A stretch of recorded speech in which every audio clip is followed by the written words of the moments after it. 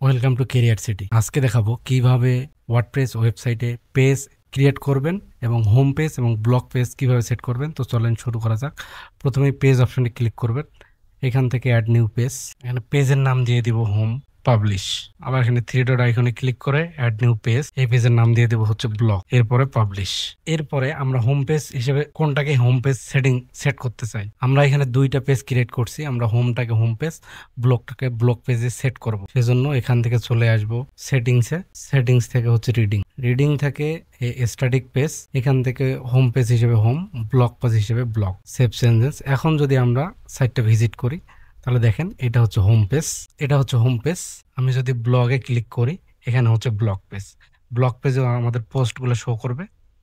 Home page হচ্ছে আমরা main ইউআরএ click করলে যে পেজটা পাবো সেটাই হচ্ছে আমাদের হোম পেজ। ওয়ার্ডপ্রেস রিলেটেড এই ধরনের টিপস পেতে চ্যানেলটি সাবস্ক্রাইব করে সাথেই থাকুন।